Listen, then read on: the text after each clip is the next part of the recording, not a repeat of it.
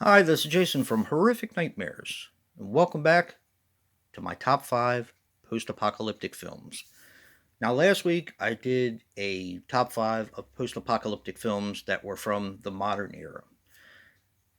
This week I'm going to do my favorites, which are the ancients, since everyone reminds me that I'm old anyway.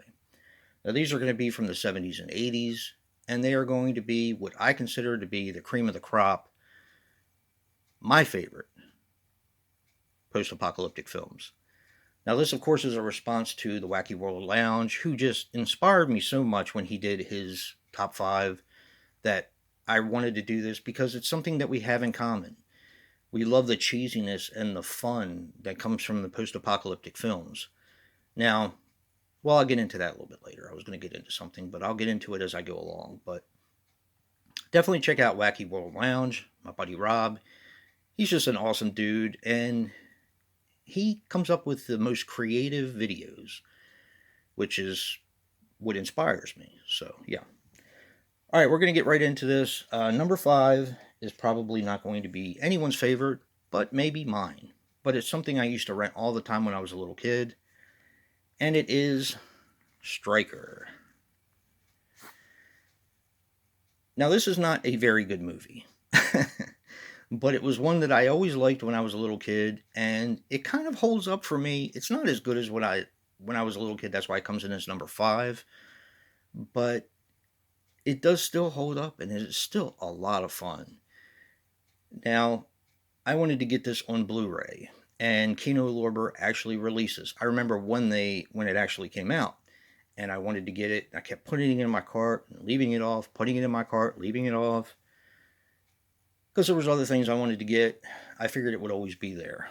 Well, now it's out of print, and it was last time I checked, it was going for like $50, and yeah, I love it, just not that much. So I happened to be at the flea market where I get most of my films, and I found it on VHS, and I was so thrilled. I was over the moon. Now, the one thing most of these movies have in common are the shortage of some kind of resource, uh, be it gasoline, oil, diesel fuel, or water, as in the one the Vestron just released, Steel Dawn, I think it is, with Patrick Swayze. I got it, and I can't remember the name of it. But yeah, that was a lack of water. This is also deals with a lack of water. I like Steel Dawn as well. It's a fun one. I definitely recommend it. And it's really not that expensive. So yeah. Striker, on the other hand, is just so cheesy, so ridiculous, but it's so much fun.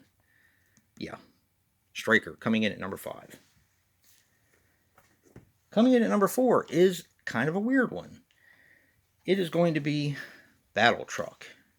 Now, what's weird is I've had this double feature for a while, haven't watched it. I was like, let me watch it to see if any of them spark my interest to maybe include on my top 5. Turns out Battle Truck I have seen before and many times. But I've always known it as Warlords of the 21st Century. Because when I started watching it, I was like, I know this movie. I've seen it lots of times. And yeah, this has Michael Beck in it, and I've always liked Michael Beck. Michael Beck was in The Warriors. He was in Xanadu. Countless other movies from the 80s. And hint, hint, you'll be seeing him again in this list. So yeah, I did not know this is Battle Trucks. I know it as Warlords of the 21st Century, and I love this movie. It's a lot of fun. I did watch Death Sport, which was actually a first time watch for me. For some reason, I didn't watch this one when I was younger, but it was pretty good. It has David Carradine and Richard Lynch in it. And it started out great. I mean, I actually thought this was going to make my list. And then it got a little bit long winded towards the end, but I still liked it. Very good movie. Yeah. Battle Trucks. Or Battle Truck, rather. Coming in at number 3, I could not. Any of the trilogy could have made this list. And the trilogy I'm talking about is the Enzio G. Cascarelli list. But the one I rented the most when I was a kid was 1990, The Bronx Warriors.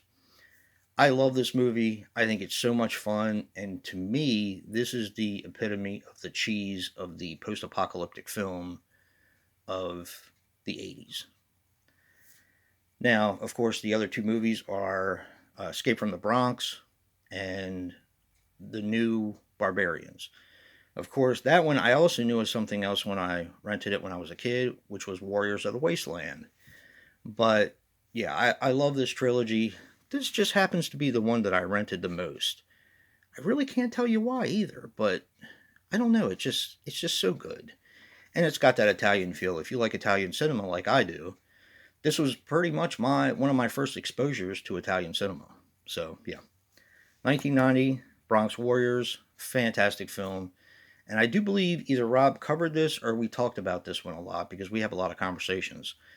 And the the lead actor is prettier than any man should be. That's first of all. But he always walks like he has a stick up his rear end, and it's still funny when I watch it. But it's a fun movie. It really is. And it has the late Vic Morrow in it as well. And that is 1990, The Bronx Warriors. Such a fun movie. All three of them are fun. Okay, coming in at number 2. And I said I wouldn't put any kind of well-known post-apocalyptic films in it, but I couldn't envision doing a post-apocalyptic list without putting this in there. When I was baby Horrific Nightmares, I was introduced to the post-apocalyptic film pretty much through The Road Warrior. After that, I had to see the others, and coming in at number 2 is Mad Max. I love The Road Warrior. It is such a good movie, but I actually like Mad Max more, and I know that's probably blasphemy because everyone you talk to will probably either like the second or third one the best, or even the fourth one now. But me, there's just something about Mad Max that the more I watched it, the more I loved it. It's got those kooky Australian kind of, see if I can explain it. It's just kind of weird and kind of kooky in a way. The dialogue is kind of kooky. The way they film certain things is kind of kooky. But I love it. I love it. It's just so much fun. It makes it, the characters are so over the top sometimes. It just makes this one fun. And the fact that you get to see Max before he, of course, went off the deep end in The Road Warrior, and you really understand what drove him that way, to me, is more of a character development that I appreciate. I don't want to spoil it in case you've never seen Mad Max. By the way, if you've never seen Mad Max, what the hell are you doing with your life? It's just a fantastic film, and it's cheesy, and it's fun, and it's just a great, great film. Yeah, don't really know what else to say about it. So yeah, that's Mad Max coming in at number 2. And coming in at number 1 is probably, if I had to pick like a top 50 favorite movies ever made that I love, this would probably be in the top 10, maybe even the top 5. And that is Megaforce. Now this one is a little bit controversial because it is considered a post-apocalyptic film. They do have some modern things in it like jets and stuff like that, but most of it takes place in a very dry, bare, arid atmosphere. So they kind of went post-apocalyptic with it, but didn't quite go all the way with it. So, yeah, this one is just fantastic. I can quote this movie verbatim.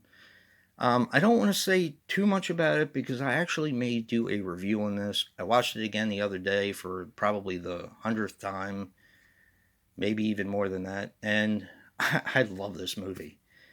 It is just fun.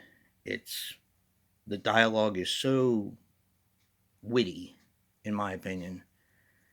And of course, I mean, it has what Rob from Wacky World Lounge considers what needs to happen in order to be a proper post-apocalyptic film is it has its own theme song. I could also say some stuff about that, but I'm not going to, because I may do a review on this. Megaforce is so much fun. It is a brilliant film. The last one I watched before I put this list together, I already knew it was going to be on my list, but I wanted to see how high it got.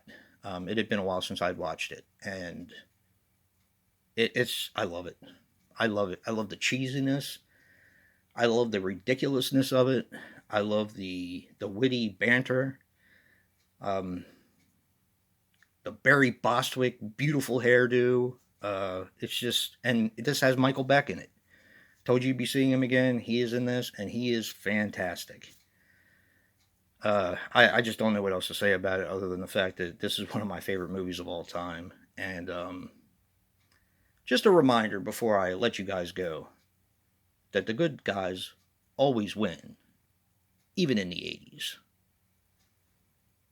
Thank you everyone for watching this, and peace.